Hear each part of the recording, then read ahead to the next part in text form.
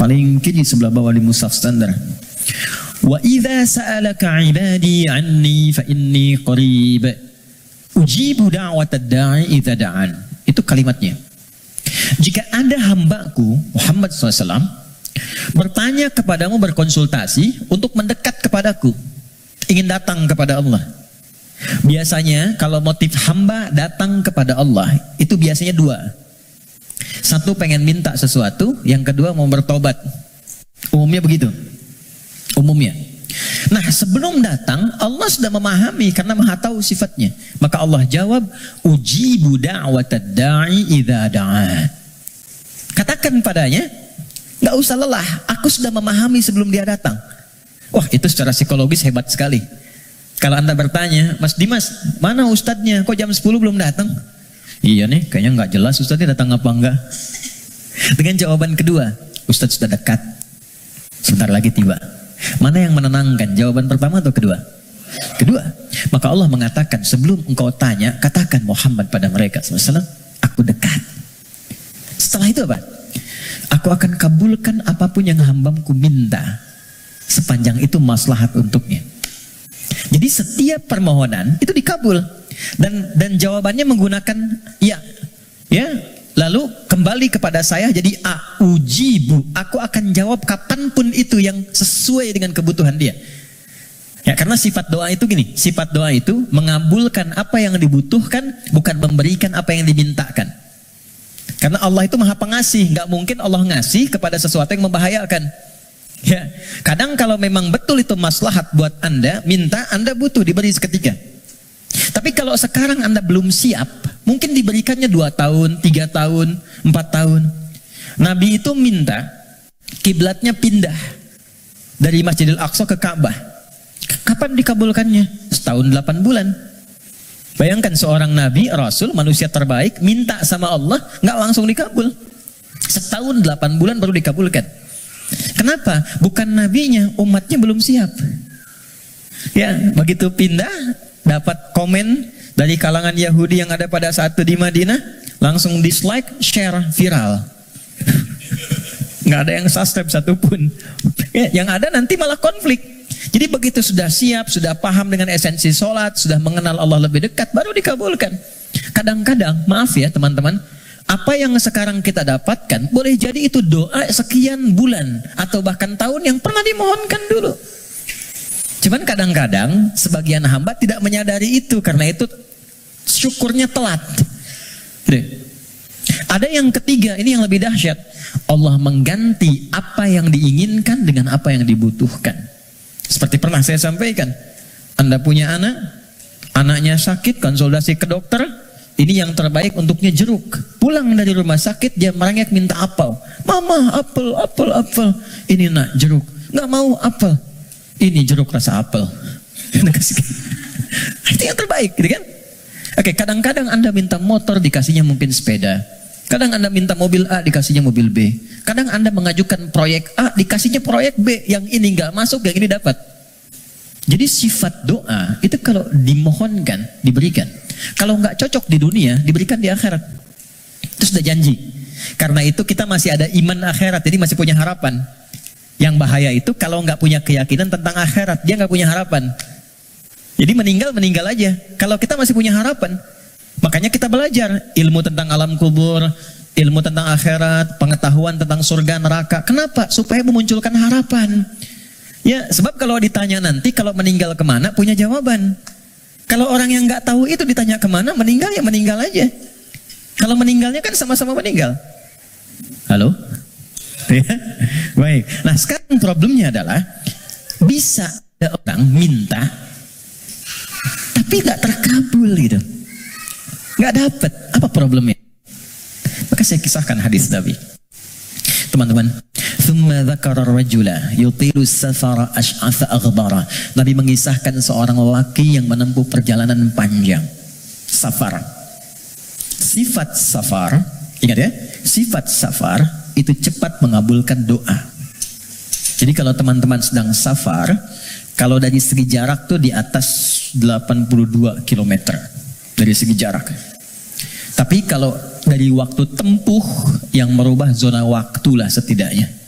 Ya, jadi kalau kita misalnya dari sini mau ke Palembang, Papua, Lampung, safar. Tapi ingat, safarnya menuju tempat yang baik. Ya deh? Ini mau safar ke Makau, safar ke Las Vegas misalnya, itu bukan safar namanya. Memang jalan jauh tapi bukan dalam konteks yang dibenarkan.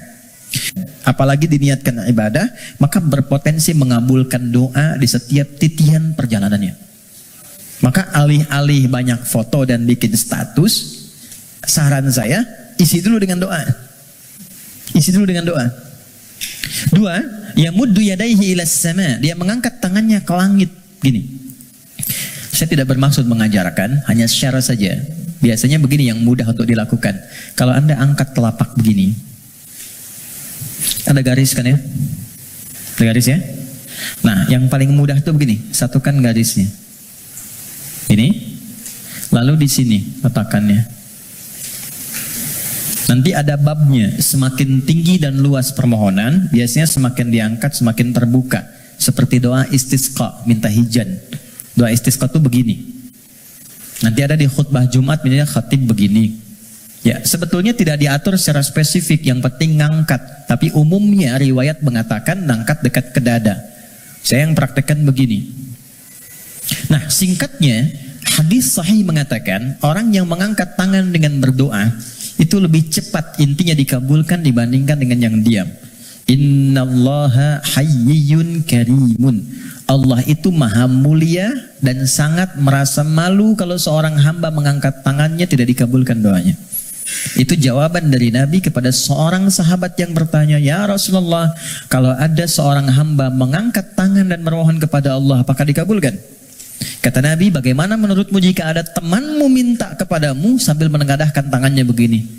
Ya, Mas Sandian, tolong sesuap nasi aja. Kalau nggak ngasih malu kan? Maka kata Nabi, Allah lebih malu karena sifat rahimnya, lebih malu kalau hambanya mengangkat tangannya lalu dia tidak memberinya. Dua. Tiga, ini kunci cepat. Fayaqulu ya Rabb, ya Rabb. Lalu dia bermohon dengan al-asma'ul husna. Cara ketiga, kalau doa ingin cepat dikabulkan, mulai dengan al-asma'ul husna.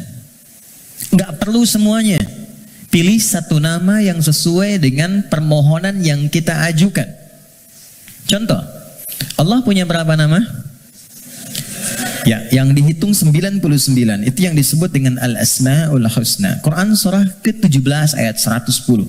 Ulidu'ullaha. Kalau engkau punya persoalan, kata Allah, sebut namaku minta. Awid'ur Rahman. Sebut namaku sang pemberi tanpa batas. Maha kasih yang luas.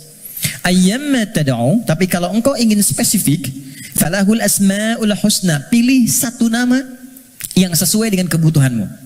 Contoh, Anda minta untuk dilapangkan rizki. Sebut ya Allah, Allahnya dulu. Allah, ya Razzaq. Ya Allah, ya Razzaq. Ya Allah sang pemberi rizki. Anda belajar atau anak Anda belajar, ingin diberikan keluasan ilmu. Ya Allah, ya Alim. Pilih salah satu. Nabi Zakaria ketika bermohon kepada Allah, manusia itu berkata, kamu punya keterbatasan, nggak mungkin punya keturunan. Maka beliau menyebut nama Allah sang pemberi tanpa batas. Namanya ya Wahhab. Disingkat dengan Hab. Ya, Wahhab. Banyak persoalan ingin dikuatkan kesabaran. Ya Sabar. Ya, jadi kalau Anda mau minta, nggak harus semua disebut. Nanti yang nggak ada, jadi ada. Ya Allah, ya Razzaq, ya Alim, ya Sabar. Tadinya nggak punya masalah, Anda malah punya masalah gitu kan? Oke. Dia menyebut ketiganya. Jadi dia mengatakan ya Rabb, nama ucap untuk pemberian dengan sifat rububiyah. Dia safar dan orang ini mengangkat tangan. Apa kata Nabi? Anna yustajabu lidzalik. Ini susah doanya dijawab. Gimana bisa terjawab? Ternyata dia dalam keadaan sedang punya hubungan yang tidak baik dengan Allah. Kata Nabi, mat'amu haramun. Makanan dia sumbernya dari yang haram. Mashrabu haramun. Minumnya yang haram.